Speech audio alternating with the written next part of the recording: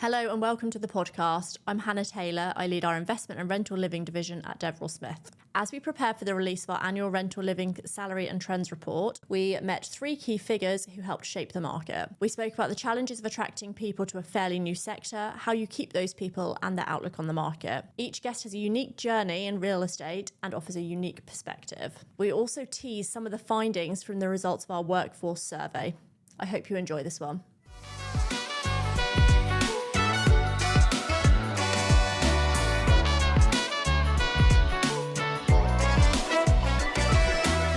For joining me. I'm going to jump straight in and ask about your journeys into real estate and how you got into the impressive positions that you're in at the moment. I'll start with you, Catherine. My journey started with my dad, actually, who impressed upon me to make sure that I went into a career. He was in property himself, but was something that I most certainly didn't want to do, which was business rates. But anyway, I went to Reading, did my my training there, then started in property consultancy. And on my first day, you get in and you're placed in your rotation.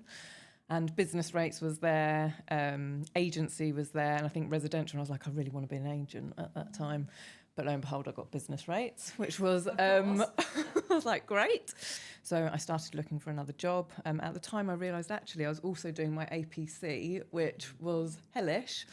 And actually came across John Lewis, were recruiting for a property manager. And I had started my my working life actually working in the coffee shop in Waitrose selling bacon butties. So I knew about the culture, I knew about the organisation. I thought actually it would be a great fit, so I went for it. And I decided to jump ship and go on the client side. And I haven't looked back for the last 18, 20 years. And I think one of the reasons that I have stayed at the partnership as long as I have is that my role has changed every 5 years. And coincidentally, I'm just about knocking on the door of that 5-year mark. So I'm starting to get twitchy feet. So yeah, that's a bit of a potted history. That's great. That's so interesting. Thank you. Can't believe that they made all the graduates redundant just when you were about to do your APC. Yeah. It's harsh. Bad timing. That is harsh. Yeah, not good. John, what about you? I started my career actually in the facilities management industry, way back when facilities management was a new thing in the 90s. I started at the blue collar end. I started on the shop floor. We were delivering facilities management services then into News International. So I guess I was in real estate in some way, but in a manufacturing sector. So they were printing the Times and Sunday Times and the Sun and all of those, and we were delivering all of the services around that. And I cut my teeth there as a junior manager. So went on to manage that as a contract, my first contract management. So I'd had the experience of managing lots of people in 24-hour shifts, kind of 7 days a week, lots of people management, lots of technical property stuff. I made the jump to multi-site management. I started managing contracts across London. So it kind of took me from managing people and managing contracts to bidding for them and winning them and gave me some more commercial experience. And then made a jump to regional director. Still actually for the manufacturing sector, we were running support services into breweries for Whitbread across the UK. Giving my first experience of regional directorship, so having more commercial experience. And then I followed a friend into the serviced office sector. So for MWB Business Exchange as was, we started with one business centre and we took it to 60 on a pan-European basis. So his insistence actually is that we all went back to the shop floor. So we all went back and ran a business centre as a general manager. So I really got my head around the general manager structure then. And we were opened up to leasing. I hadn't really sold, beyond selling FM contracts, I hadn't sold a product, a desk. And then we were selling broadband and, so it opened up that aspect. And I went from being a regional director to an ops director for the UK and then for a general manager across Europe. So I started mobilizing and breaking new territories. It was a great experience. The experience and the thrill of a new startup of growing rapidly, entering new jurisdictions, and then after the dot-com bubble burst way back in 2001, the experience of having to keep that business alive. So it was a real twist in there. And then I crossed the abyss from commercial real estate to residential. I entered PBSA, was the director of Liberty Living for 12 beautiful years. I really loved that business. And that was about a journey that went from 4,000 beds to 28,000 beds. Was pan-European in the end. Bit of Ireland in there, a bit of Germany in there, but mainly UK and mainly in partnership to UK universities.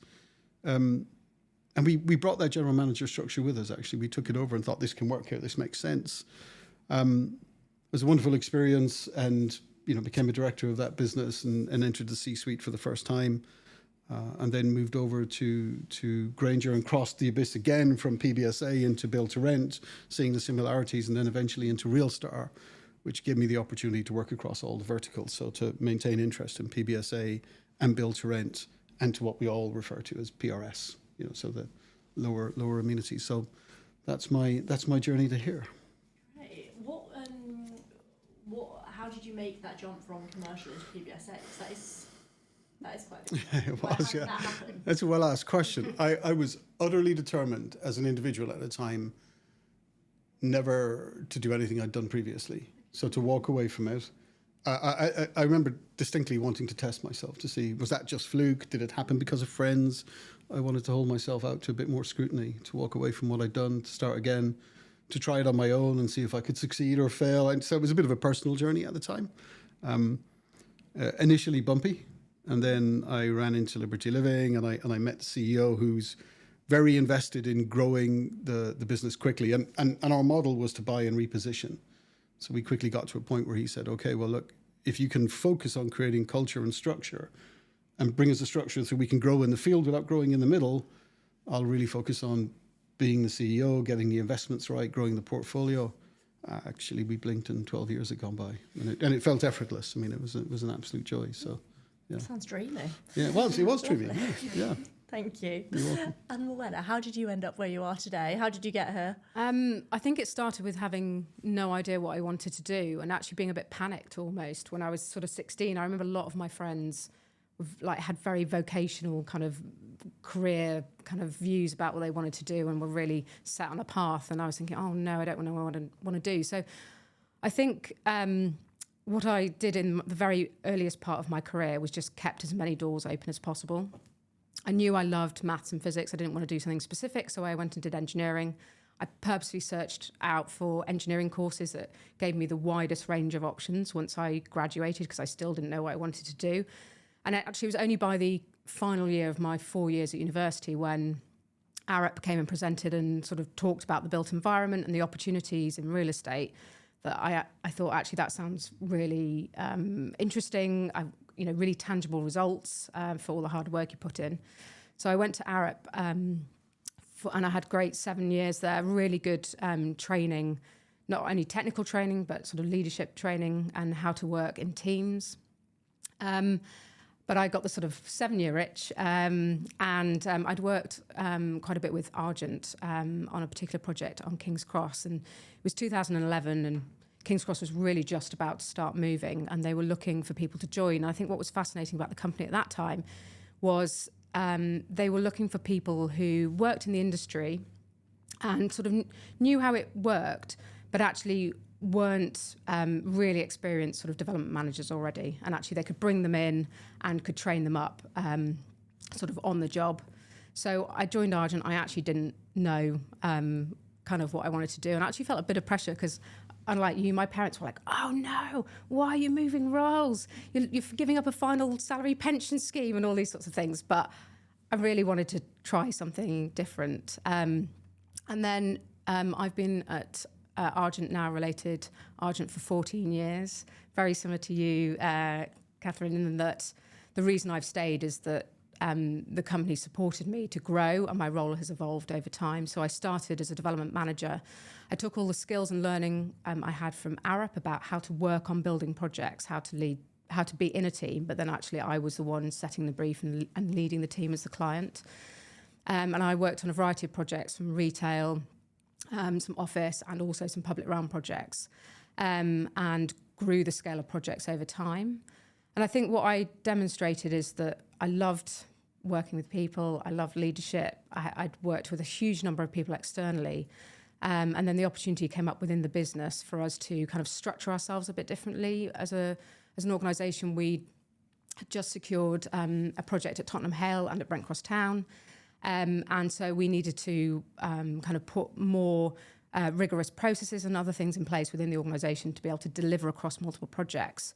And so I was given the opportunity to lead on that, which was great because then I had the opportunity to demonstrate, I guess, the skills that I'd been learning by leading this external team. I could then deliver sort of internally with the organisation. So that was a COO role, which started in about 2017. And then I actually did that role for a couple of years, really focused internally, really setting the business up for success. But I quickly realised that I was really missing out on the being in the projects and like making a real difference. And actually, within my COO role, I was maybe losing a bit of relevance or gravitas within the business because actually I wasn't out there doing the work with everyone else. So I spoke to the leadership team and we agreed that I should take a sort of quite meaningful role on the Brent Cross Town project, which I've also been doing over the last few years. That's really interesting about the kind of needing to be out there and be a little bit more on the ground in terms of staying relevant. But no, I like that point. And what would you say has been the most important lesson on your journey to the C-suite? I think just being curious, a bit like you were saying, John, like everything I've done has been a leap of faith. I haven't already known what I'm doing. I haven't already had all the skills, but asking lots of questions. And I think the most important thing that has enabled me to get to where I've got to is being willing to put up my hand when I don't feel I am confident enough to do something or I have the right skills so that I get the support around me. I think that gave confidence to the leadership team that they could trust me, because if I was getting stuck, I would ask for help. I wouldn't just blindly try and go and do things on my own and then, potentially make mistakes.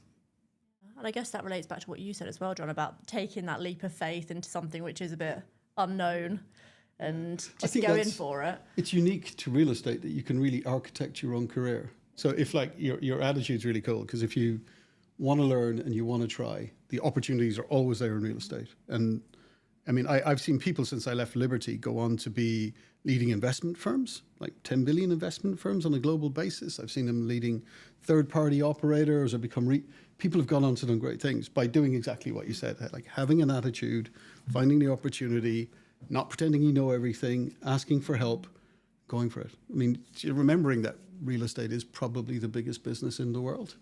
Isn't anything as big as this? It attracts the biggest capital in the world and the sharpest minds. So there's a lot of wood to chop, and if you're of a mind to go and chop it, you'll find a way. And I personally get a bit dreamy about it, but there is a sense of adventure to it. Like you can drive yourself in and other things. So yeah, I mean, I think it's all about, and I think what you've done is create, and for both of you, is creating really high quality options for yourself and putting your hand up continually. And I think I kind of align with what you were saying as well around knowing what it is that you are really good at and where can you add value where no one else can, and then leaning on your team to fill in the gaps or working out where you need to go to make sure those gaps are filled. I think those are the really, really important lessons I have learned. And I think, no pathway, I think, in real estate between all of us we've illustrated is linear. And you've got to be able to ride the roller coaster and have that resilience to be able to go with it and step into that unknown and not know where it might end up, I think. And your point around team is so important. Like nothing happens in real estate by one individual. Everything is a team endeavour. So actually a core skill as you go through your career path is being able to set up and then inspire and motivate really strong teams. Yeah. And I think that's where culture plays a huge part in setting up from grassroots all the way upwards. Is how do you get people on that journey with you, and you're on the bus together and you're rowing the boat. You want that boat to go as fast as possible, but yeah, it's not easy. No. So how do you do that? I think it's about setting a really clear vision and a simple one. I think don't make it overcomplicated. You know, what are we all striving to achieve? How do you make it really simple and then make everyone really clear on what their role is in achieving that, right down to the bottom? It's kind of like that typical analogy of the guy who was sweeping the floor in NASA, who's like asked, you know, what is your job? Well, I'm helping people put people on the moon. And it's like, okay, well, how do you translate that ethos to everyone on the ground in your operation? I think that's what's the important part to play. Yeah, I love that. I love that story. John, how do you inspire and motivate your teams? I think it's the same way. I think culture eats structure for breakfast. I know it's a bit cliche, but it's absolutely true. You posted that on LinkedIn. Yeah, I did. Actually, I'd forgotten I did. And it got a few likes. So I'm really glad that... I was one of them. I think when people know that you have their back, that you're encouraging them to learn, that you understand that they're going to fall over and that that's okay, like that's truly okay. Like, don't keep falling over because that's just silly. But if you're going to fall over, we're going to be there. We're going to work it out and get you on to the next level. And you're genuinely interested in achieving something and delivering service and developing them. I think you get a sense of belonging, right? We're like, well, I'm in that culture. I'm in that umbrella and structure and they understand me and I've got freedom to grow in here. And if they've got pride to be part of it and a willingness to learn and grow and you're giving them permission to do so, you create something. I think you get beyond just running real estate. You're running businesses with people and it's infested with all kinds of other things that make it worthwhile. So it's not just about the bricks and mortar, right? It's about the leadership that turns up every day to do it. Yeah. I think on that, because it's just a phrase that it just reminded me of something that I have taken on board myself and encourage a lot of my team to do, is seek forgiveness, not permission. And that creates a completely different mindset of how you approach things. So then there's not that fear that sits behind everything. And I think that goes back to the structural bit as well, doesn't it? If you kind of step outside that and give yourself license and your team license, that's what creates innovation and creativity ultimately. Yeah, I agree. That's something Andrew, who's the founder of Devrel Smith, actually always says. It's always really stuck with me. He always says, I want you to make mistakes. Like if you're not making mistakes, you're doing something wrong, basically. Yeah. Because you need to be making mistakes to learn. So yeah, I love that. And it helps me because I don't like making mistakes. So. But no one does. But I look at my children at the moment. So I've got a 10-year-old and a 6-year-old, and trying to encourage them to think about, I want you to make mistakes because that's how you learn. That's the learning process. And I think if you start that from a really young age, it creates a completely different mindset. Otherwise, you create individuals that fear failure and aren't prepared to try. And so I think it's also a cultural thing, I think, particularly, but an incredible life lesson if you start early. That's trying anyway with my kids. we do the same at home, actually. I've got 2 kids not dissimilar age. We try and, around the dinner table, talk each day about what are our wins from today, but also what mistakes did we make. And I love sharing my mistakes with my kids. They're like, Mummy. The worst critics as well, aren't they? Yeah. Oh, that's good. Parents is like a parenting podcast. Parenting advice. So jumping away from family and kind of back into business, it'd be really good to understand from each of you, what your businesses have kind of done over the past couple of years, like where you're at the moment, and any growth plans that you're able to share. John, did you want to start? Sure. I think if you look at Railstar, you can see what we've got up to for the last 24 months pretty easily. I mean, in a very potted summary, we've doubled the size of the portfolio. So we went into 2024 believing we would deliver 4 new forward-funded build-to-rent assets. And we finished the year having done 9. The 4 that we planned, and then a bunch of other more in the PRS sector that we didn't expect to do but did anyway. So that was a big year. It stretched everybody in the team to grow quickly. And I think it happened right at the point that, we had the heady market of late 22, 23 when rents really grew and gaining occupancy was a little bit easier. And then the market started to normalize as cost of living went up. So those two conflated. And then we took all the learnings from that straight into 25. We've expanded more. We've delivered our second asset in Leeds. We delivered Acton, which is now fully stabilised. We delivered Wembley 2, which is now stabilised.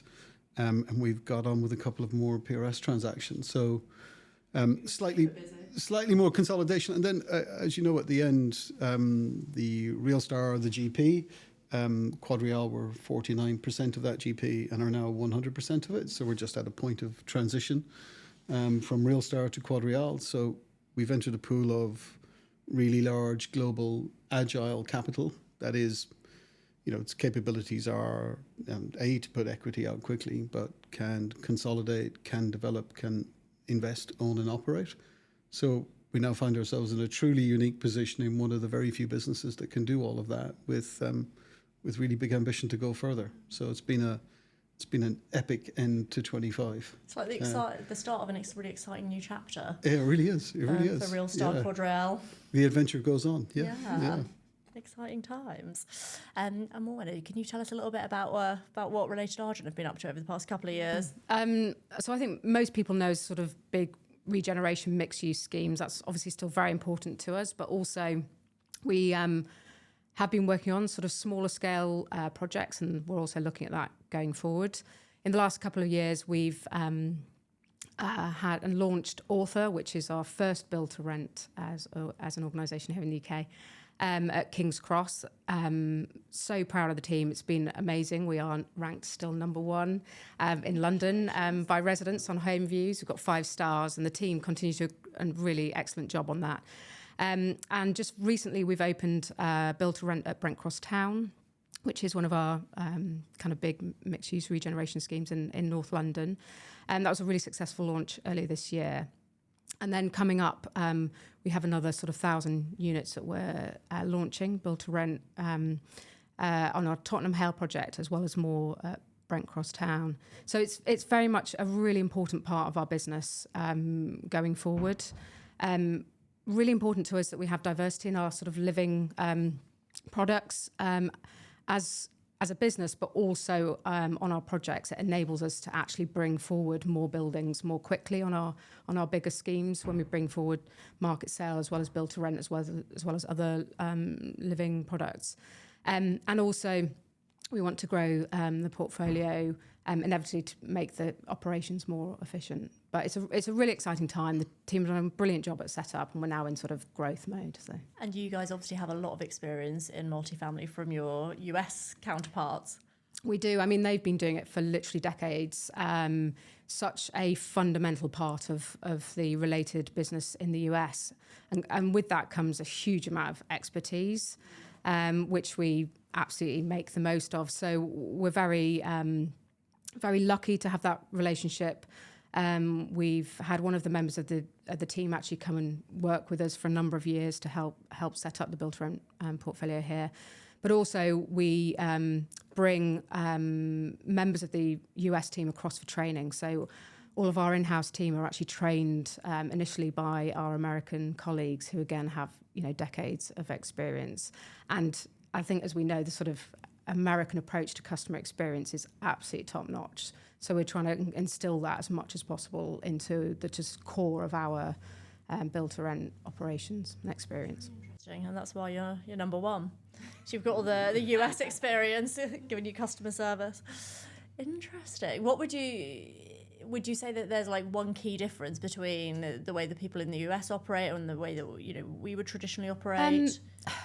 It's difficult to say holistically, but I think it's about trying to find a way to say yes to everything and trying to make very easy, pleasurable interactions for people and trying to find a way to sort things when there are issues as quickly as possible. We very much look at it from a sort of an attitude and culture perspective. And we can tell, when we interview people, whether they have the right approach and attitude. They smile, they're optimistic, they're enjoying the engaging kind of conversation, they listen well. All of these qualities, I think, make a real difference when actually people are interacting with each other. Right, that's really interesting. And Catherine, where are the partnership up to with their build to rent journey? Yeah, so it's been 5 years of orchestrating a strategy of looking at. I mean, we've got an amazing real estate portfolio across the UK, and the challenge has been identifying how we optimise that real estate into something that has meaning and purpose back to who we are as an organisation.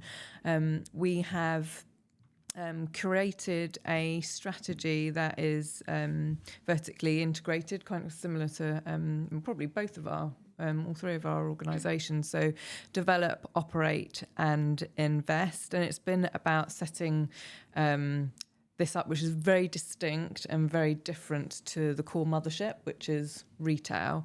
So it's been about setting up culture. It's been about setting governance. I would describe what we've created as something that has an institutional grade level of governance, which has its pros and its cons.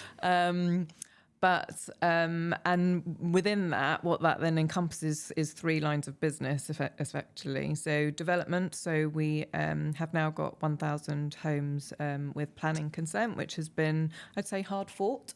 It hasn't been easy necessarily. We've now got an operational platform that has been up and running for the last 18 months and has far and exceeded our expectations, actually. From a commercial perspective, we have managed to improve NOI by around about £1 million. And that's through not only what's happened on the rental side of things, but also the efficiencies and the procurement stuff that we've been able to do, and the layers that we've added in from everything that we know from a resident and a customer perspective into the product itself. And then that has resulted in resident satisfaction moving from -2 to +40, and that that is big. So the challenge now, I say to the team, is just keep it stable now. I mean, hugely proud of what we've managed to achieve. And then there's the investment side as well. So it's been an exciting journey. Hugely proud of what we've achieved, and we'll see where the next couple of years take us. Exciting. It's really interesting kind of hearing about that pivot, I suppose, from the retail to the build to rent space. Which underestimate how much that takes in terms of the complexity of stakeholder management, in terms of trying to shift a mindset from a retail one into a property one, and then getting actually the industry to understand what we're doing, why we're doing it. But then when you lean into the things that we are exceptionally well known for in terms of social impact, what we do for our communities, etc., you start to piece it all together with our consumer insight and behaviour. You kind of piece the jigsaw together, and it starts to works. Nice. Great, thank you all. I wanted to kind of move on to talent and hiring and those sort of pieces. As you probably know, we conducted a survey recently of employees within the rental living space. It was everyone. It was operations, investment, asset management, head office, so really kind of across the sector, but anyone who's working within rental living, basically. So one of the key things I think that came out of it is 44% of respondents say that they fell into it and hadn't heard of rental living or build to rent before they took their first job in it, essentially, which really shocked me, actually. And obviously it is a young sector, but I think on that point, like, how do you go about finding great talent when the number one isn't a deep talent pool to source from, and also people don't know what it is? So I guess, there's not lots of people from out of sector applying into it necessarily. Do you want to take that, John? I'm happy to start. I think you look across a breadth of real estate. So there's hospitality. Mm-hmm. I think you find some really great operators from the hotel world in build to rent and residential generally, because of what they experience in the hotel world. So they understand leasing, they understand property management, they understand front of house, customers. All those fundamentals are there. And I think hotels can be a pretty full-on environment, right? So they've built up. the resilience. They've developed the general manager skills. You know, they've developed the skills to be able to manage the whole show every day. So I think that's been a deep pool. I think now when you step into the sector, you see the amount of people that have stepped over from purpose-built student accommodation into build to rent. I don't think that's an exact read over. I think it takes time for that adjustment. But for those that I've seen do it, have done it very, very successfully. But it's kind what of are the main things that they need to adjust to, would you say? I would say that the prop tech in PBSA is a lot more developed. So if you just think about leasing, I mean, at the point I left Liberty, our rent roll was in excess of 100 million, maybe 110 million. We were taking 80% of that in the ether. So we never touched a hand. We never did a viewing. People found us, booked us online, did their whole process, contracted. So you had this weight of administration that just appeared in build to rent, where people want to come and view. I mean, it's really important. And the nuance of how you answer the phone and understand what they need and how you run the sale is really important.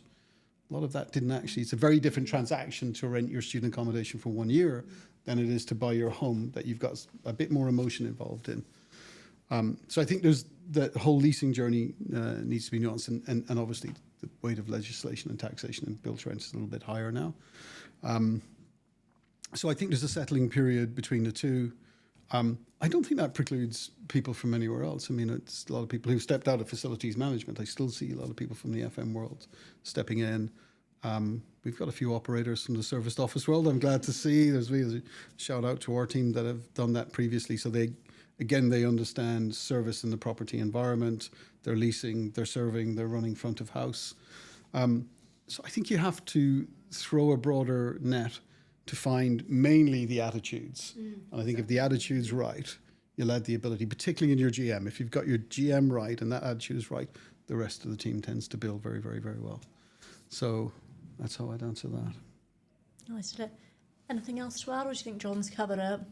Sorry, did I go too far? No. I mean, I think from my perspective, I think diversity in every angle is really, really important. I think when I look at how quickly the world is changing from a technology perspective, I think having a real balance of people who know the industry and, you know, have the grey hairs from the experience of being in it, but then you really need people who are up to date with the latest trends and what's happening, and that's not just from a technical perspective, it's how are people living, how are they behaving, and how does that then impact how we serve our customer effectively. And I think that is what has most definitely helped being in a mothership that is from a retail background, because you've got a diversity of expertise that we're able to pull on. But I think it's not being, and I think you've articulated it really well as well in terms of making sure that the pool that we fish in isn't contained to one area, because you need different perspectives to enable the industry to grow and thrive. Yeah, and you were saying earlier, weren't you, about you'd been able to take people with transferable skills from within the partnership and move them more within your team, which is great, being able to upskill them in that way. Yeah, and I think it's having a blend, right? You need a blend of really good industry expertise, but coupled with the consumer and the resident side of things as well. Yeah, and you're saying it's quite a sort of young industry. In a way it is, but actually we're definitely getting to that point now where it is quite a big opportunity in industry, and it's not that young anymore. And actually, we can all collectively do a better job of talking about it and what those opportunities are. And as organisations that actually in-house employee teams, as opposed to bring in kind of organisations and white label, you can really sell an amazing opportunity to be part of something much bigger as well, that then gives people these entry routes into build to rent and can grow through that. But also, if they're part of a wider organisation that's doing the development, that's doing the investment and all these things, there's actually many ways to feel that sense of adventure and belonging, because you can see how you're part of something much bigger. But there's also then career routes to be moving to different bits of the organisation. Yeah, absolutely. And I agree. I think, once people are in front of you, there's absolutely that sell. And it is a really exciting industry to join, but it is also about how do you get those people in front of you in the first place. Morwenna, what skills gaps are you seeing in the market at the moment? Are there particular areas that you struggle with? Well, I'm actually quite keen to ask John about this, but I think the skills gap that we see most of the moments are actually around facilities management. So like we were just talking about, I mean, we definitely look at in hospitality and retail and other sort of customer-facing roles for our kind of general managers, assistant general managers, concierge, etc. But actually finding facilities managers, because we like to have an in-house facilities manager for every building. That's really important to us.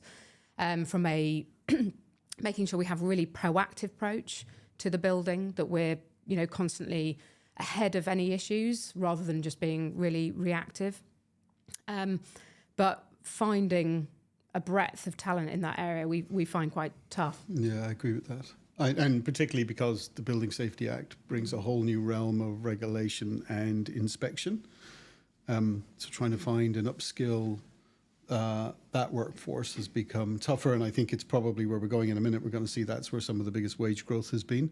Yeah. And so that's understandable. But to the whole skills gap question, one of the things I think is worth saying is that the skills gap is the problem, in that if people really realize that if you can blend your kind of architecting of your career, so believing that you can take the next opportunity and dropping in learning as you go at the right points in every role, like that all compounds up for a big career in real estate. Like you can do this for 30 or 40 years very successfully to any level you want. I'm absolutely convinced of that. I think what we're missing is talking to young people coming on now and talking about when they add the skills. So if you're in an FM role, do you understand that adding NEBOSH is a good idea? Or going out and doing your IWFM is a really smart idea? Or if you're in leasing, okay, so join for a year, understand it, go through one cycle, add your ARLA, add your property mark, then do another cycle and learn more. And just keep compounding up your learning with your experience. And I found in real estate, when you take that approach, the compounding, I think probably at the year 3 or 4 mark, gets really rich, and you start to take bigger steps in your career. And I'm not sure we do the greatest job of explaining to new entrants that's if you can have that attitude and that approach to upskilling, you'll go far. So that's the bigger gap for me. I hope that makes sense. No, but articulated exceptionally. Articulated very well, I agree. And I guess another really kind of interesting thing that I thought that came out of the survey was it was around the career progression piece, which obviously you just touched on. But I think there's definitely like a retention vulnerability here, because it was only 24% of people saw very clear career progression in their roles, which is surprising because I guess from our point of view, it seems like, there is real clear progression and you can see the steps up. I don't know, what are any of your thoughts on that? I find it staggering. Yeah. I'm going to go first here. I find that utterly staggering. I mean, honestly, I told you earlier, like real estate has been a ride of my life. It's taken me to places I never thought I could access, serviced offices across Europe and university partnerships across the UK. And I think what we're getting wrong is it's the leadership of it. We're not really communicating that career opportunity well. We're not talking to people about what's possible. And, for any, certainly young persons or any person coming into the sector, not to realize that you can have a long and rich career in real estate in the world's biggest industry, arguably, just seems irregular to me. It just seems wrong. And so I think it's a leadership issue. I think it's the people in this room listening to that have to think, well, I've got to go and do more. I've got to talk about it. I've got to make those career paths obvious. Maybe do more of what we're doing right now. Yeah. Yeah, and celebrating the people when they make the career path jumps so that others can understand it. I mean, our assistant general manager, which was quite an unusual role for us to have at Author because it was only 220 units, so you wouldn't normally have that number of kind of leadership level roles, but we knew we were a growing portfolio, so actually it was a great opportunity to have a really great team and to be skilling them up. And actually our assistant general manager has now gone on to be our general manager at our next one in Brent Cross Town. But that's a demonstration then to the rest of the team about what's possible, and they can see it and they can understand it, so that hopefully we can continue that conversation with them about what is possible. And the barriers to entry are low, right? You can join in leasing, you can join front of house, you can join on the housekeeping team. Nothing precludes you, so it's easy to access. And actually, I think once you're inside and you look around, all good employers are offering you the ability to learn and upskill. I mean, we actively promote that. We want you to do more. And we'll find ways to pay for your training or pay for your time or find a way to move you along. we obviously don't do a strong enough job. I mean, I love it when you talked earlier about being an engineer, and now I'm in operations and it involves more people. And how many engineers do you see jumping out of engineering to want to go and run businesses? Like, I think that's really, really cool. If you could articulate that to young people to say, hey, here's an adventure worth having. Yeah. It would be You high don't value. just have to stick with what you started in. Completely. But I think I completely agree about the leadership side of things around you have to inspire people to see what is the art of the possible, because you don't know what you don't know until someone takes you through that.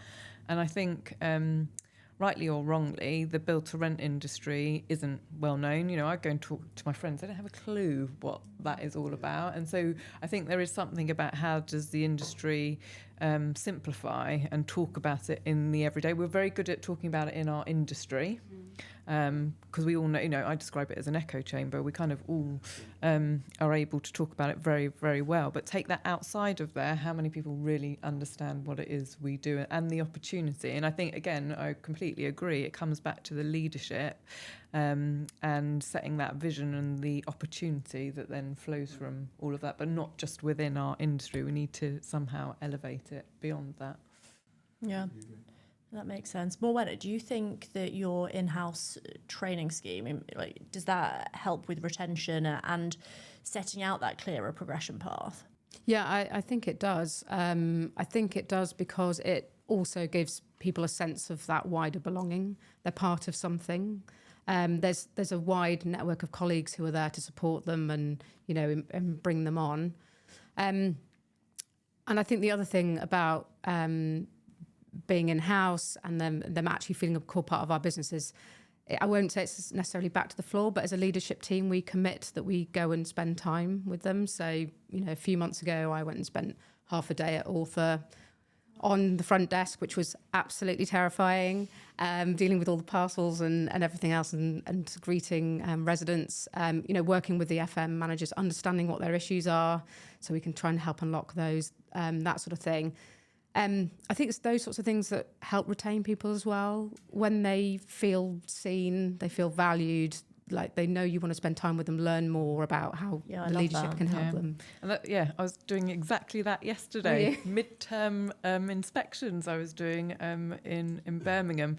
But yeah, I think it's so important that we see it from a completely different perspective so we can understand what the daily challenges are. And I think also on the training side, I mean, we have something called the School of Service at John Lewis, which takes everybody who's on the shop floor through a training program. We've aligned that to build to rent as well. But it's so important to make sure that I think if you don't invest in the people at the front line, that's where it all starts to disintegrate, because they are the people that are serving our customers and our residents. And, you know, I think that's where a lot of our investment and time needs to go to ensure that we make sure that we retain them, because it's a competitive market. Yep. No, it absolutely is. And yeah, with so many schemes completing, so many new roles coming up, I feel, you know, there's a lot of headhunting going on and people being approached about other roles. So it's crucial that you're thinking about how you're retaining your best staff. I guess if you were speaking to somebody who was, you know, just coming into the industry, what piece of advice would you give them? Catherine? I've already said one of my pieces of advice, which is seek forgiveness, not approval. And then the other one for me is, and it's a quote from a famous boxer, which is, you think you have the most beautifully articulated plan until you get punched in the face. And it's Mike Tyson. And I think that just articulates it beautifully. Nothing is linear. There is a roller coaster to everything, and your ability to be agile, adapt to it. I suppose be optimistic and go, yes, there's always a downside to everything, but finding the opportunity in that and turning it around and turning it into something else is key. Nice. Any other advice? I think if you want a really simple, straightforward 9 to 5, I don't think residential's the role for you. I think if you do want to challenge yourself and have a cycle that's got highs and lows and days that have highs and lows, and you really want to serve other people, and I mean that in a subservient way, like you're content to be serving other people, like you love it. And it really is the place for you, because you really will be fulfilled in delivering. And so those are the things I think to think hard I like about. your honesty about it. Yeah, but I think if you're sincere about those, about learning in yourself and exposing yourself to learning and exposing yourself to cycles, if you love that, you'll be here forever. You really will craft a career out of it. And I think if you understand that at the outset, you'll apply yourself a little bit harder. Like a lot of people come and think, well, I'll get results in the first 9 months because I'll be a great leasing agent and I'll smash the commission and I'll move on. Well, it's actually not true. It's actually not true. It takes you 2 years really to learn the leasing cycle well. Then if you learn and compound up, you can start to be more successful. So I would say give it time, treat it sincerely. Yeah, I'll build on that. So I think be actively curious, be seen to be curious. Don't be afraid of asking lots of questions. That's where you understand more, where you actually can find the opportunities because you can see the gaps that you can then go fill and ask for forgiveness for. I think that's really important and played a big part of my bit of the career. And I think the other thing is in real estate as well, you've just got to be a bit patient. So it's quite different to a lot of industries where you can work on something and within a couple of months, the milestone's complete, it's done, you're onto something completely new. Real estate is a much longer game. And you absolutely celebrate the wins as you go. You find those shorter term milestones, but actually it is about longer term kind of objectives and longer term personal growth as well. Yeah, I see that day in, day out. Retail is so quick. And yeah, we're a long-term game. Slower burner. Fine. And Morwenna, is there anybody in the industry that you really admire? My issue, there's just loads. So what I love doing is meeting people or working with people and sort of taking the best bits, or at least the bits where I think, wow, they're like really good at that and I'm not as good at that and I'm going to copy that. I mean, even just meeting you guys, cheesy, over last You had to say that. this week. But I just love like taking bits from people, especially I guess the bits that I feel like fill in some of my sort of development areas around sometimes optimism. I'm so risk averse sometimes that I can be sort of that glass half full person, always, trying to solve all the problems before they've arisen and that sort of thing. So seeing how people handle things, watching, learning. Yeah. Right. Do you want anyone you admire? I've got to be honest, I really admired Ryan. I thought Ryan Prince was a bit of an outstanding player in the space, and I don't mean that just because of the change, but I think he and the family held the principles of being really granular and detailed, right? Like understanding your gross to net, whether you like the target or not, knowing it was really important, and really understanding all the issues in running real estate at a granular level before you get to solution. He was just a real pure thinker on that, but at the same time could offer you Uncle, which was a slightly tongue-in-cheek brand that was taking the Lord out of landlord, and was making statements like, we've got your back, we're here to serve you. And it was really nice to see that. I thought he was one of the pioneers in making that step, and I thought he did a real good job of it. So because is it meant to be like a friendly uncle? Is that the reasoning behind the name? Yeah. In Or fact, did I make that up? The team say all the time when we're talking about how you deal with customers, one of the great answers from a beautiful lady down in Deptford called Diana would say, "I'm not your mother, I'm your uncle."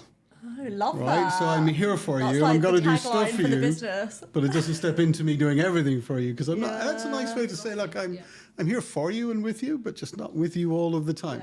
She's a clear thinker about how the role works. But I did it. So I think to Ryan's credit, it did give young general managers like Diana the freedom to go and express that and think, okay, what's my brand of general management? How does it work? How does it fit? And it works in Uncle really, really well. I mean, that's a top performing scheme. So. No. And Ryan is very outspoken, isn't he? Which I like. I think he's lucky, isn't he? He's super smart, so you can be outspoken when you're that sharp. I would never try that because it just wouldn't work out. But he is outspoken, and I think he's got a lot to say about the sector and how hard it's been. But in spite of all of that, he's built a portfolio that's just jumped from 10 assets to 20 assets. That's attracted Quadreal. That's got several successful brands underneath it. So. Take nothing away. That's not easy. So yeah.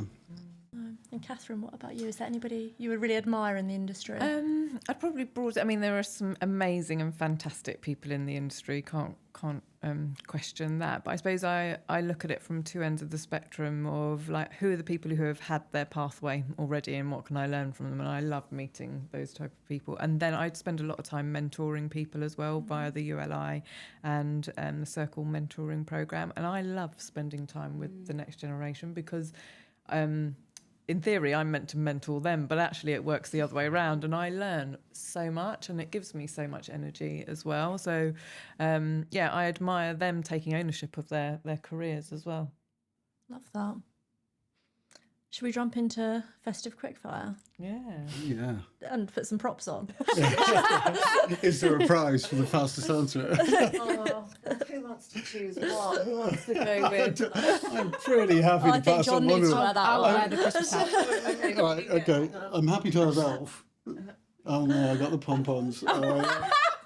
This is sketched. Great. Well, this is put this together. is my nemesis. Right. The, If I didn't put them on properly, so it's have because you I don't thought of normally lots wear of things pom-poms. to do with the elf? I just saw it this morning and I was like, oh my God, Do you have to it's set that it up time every of year day? again. In theory, yeah. But there's always that That's a lot. midnight panic of, oh my God, what are we going to do? Yeah, I think Elf is out too early. Something's wrong. Yeah, at least something is wrong. He's Yeah. looking at you. Burst my dreams now. Yeah. Oh dear. Can you recreate the same ones you did last year? Or God knows. No. I'm not going to think about it too much. Okay, fine. I'm going to jump in. Just shout your answers out, I think. Okay? Die Hard, is it a Christmas movie? Absolutely. Yes. I only ever watch it at Christmas, so it must be. Yeah, No. I think you do only watch it at Christmas, don't you? We all wanted to say yippee-ki-yay there, which is So we all agreed, yes. I you've got said no. stories. I will walk out the room usually with that. Oh, Yeah. yeah, I mean, I don't love it, but No. I still Maybe agree it's a Christmas maybe it's movie. a tradition. Yeah, more of a tradition rather Yeah. than Okay. agree. Real Christmas tree or fake? Real. I've had a fake one for years. I feel like I'm a liar. Apparently, my colleague was telling me if you have an artificial one for more than 7 years, from a carbon perspective, that's good. Oh really? Farmer? Carbon. Sorry. Oh, sorry. I What do you mean, think, Catherine? I love real Christmas trees. Always was brought up with it, but my husband, who's got like OCD, is like the pine needles cannot be dealing with this. So we've had fake ones. So I have to get those sticks so that you can smell the. No, that's a good idea. That's a good idea. I didn't even know you could do that. Yeah. Nice. He just sounds like a really smart guy. That no, Yeah. I've never met him, but clever. I'm on the real Christmas tree. Christmas Eve or Christmas Day? I'm Christmas Eve. Are you? Yeah, I love the build-up. I love the anticipation. Yeah. I'm more Anticipation, Christmas okay. Eve. I love that's just echoes of being a child. Christmas Day was, burping too much and feeling a bit. Falling asleep on the Yeah, sofa. exactly. Yeah. No, I like Christmas Day because that's when in our family everyone arrives and piles in on Christmas Day. Yeah. So. I'm the same, but I do love Christmas Eve. Yeah, I'm with you. I like the anticipation, the little bit less pressure maybe. After than that, you actual have Christmas to cook, Day. you have to Yeah. wash, you got to serve everyone, and Yeah, exactly. Yeah. Too much stress. Mulled wine or hot chocolate? Mulled wine. Yeah. Neither. Ooh. Can't get either. Whiskey. What do you? Yeah, if it was whiskey, it would be Jameson, right? That would be a first swap. Okay. I can't get mulled wine and I can't get hot chocolate. What about if you put alcohol in the hot chocolate? That's where I It would get me somewhere down the road. So okay, I'm in for that. Okay. That A bit works. of Baileys in a hot Yeah, I chocolate. love Baileys. Baileys and dark chocolate. No, Yeah. okay. All right, we're in. Creative. See, Okay. invite someone from John Lewis and you start getting watch what happens. That's a Christmas ad, that is. So no one's loving mulled wine or hot chocolate, basically. Christmas jumpers, love them or loathe them? Oh, I love a bit of tackiness now and again. So We can tell from the props. I love a Christmas jumper. I can't stand Christmas jumpers. Opportunity for sequins and baubles and all sorts. Yeah, it's Yeah. great. I I've love never it. worn You've got to one. go. If Yeah. you go, I would have thought you'd I'm like sending one. you one now. Okay. Yeah. So just prof to free John Yeah, Lewis jumper. I have never actually worn one though. Do your companies do Christmas jumper day? Yeah. We do, yeah. What do you wear on Christmas jumper day then? Or are you just like bar humbug? I find reasons to be out of the office. No, I know that's a work lie. from That's home a, that day. Outrageous. I kind of wear what I'm wearing now, but I don't really look or comment on it because if I do, someone will ask me to wear it, and I don't want to. Right, that's my mission. This year you're wearing one and we Yeah. want the photo evidence. Okay, I'm in. Yeah. I'm in. Fine. And then one final property-related question, but also festive. If you could spend Christmas in any property in the world, where would it be? Morwenna. I'm going to go on nostalgic and say I'm from Yorkshire and I don't live there anymore and I sort of miss it. So I think like a really cosy cottage in the Dales. Lovely. That sounds Also good. because it's quite, I think it's a higher probability that it's a white Christmas than it is down here in London as well. That sounds cool. So. Love that. I went to a place recently called Watergate Bay, and it's yeah. in Cornwall, Yeah. and it blew I've me heard away. them. I mean, literally blew me away. If I could spend, my choice to have Christmas would be on that view overhanging that beach with nobody on it. That would be, yeah. Well, they can be on it if they want. Nobody else Sounded there. miserable, like everyone has to go. Some people on it. Yeah. Well, you could make that happen. Both of these could easily be made Yeah, happen. it's They're true. not. They're not It's true. wildly unrealistic. Give us an unrealistic one. Well, I was going with like a picturesque Lapland type thing, but not. I think when you actually go to Lapland, it's probably a lot colder and a lot. It's probably not as glamorous as you would like. Not as magical, maybe. Yeah. So, but anyway, yeah, I'd go with something very Christmassy and traditional. Huskies. Yes. Yeah. Love that. Fairy lights. I love a fairy light. What about you? Oh, really good question. I think I'd go nostalgic like you. I'd go like probably like my old childhood home with all my family there, like something like that. Really, Yeah. yeah, nostalgic. Nice. But yeah. Oh, that's a tearjerker. Christmas tearjerker. Well, thank you guys. That's been great. Thank That's you. been really, really good. And yeah, thank you for all jumping in and taking part. Thanks for having us. Well, Yeah, cheers, thank guys. you. Thank you. Right, I need to get that John Lewis Christmas jumper ordered. Yeah.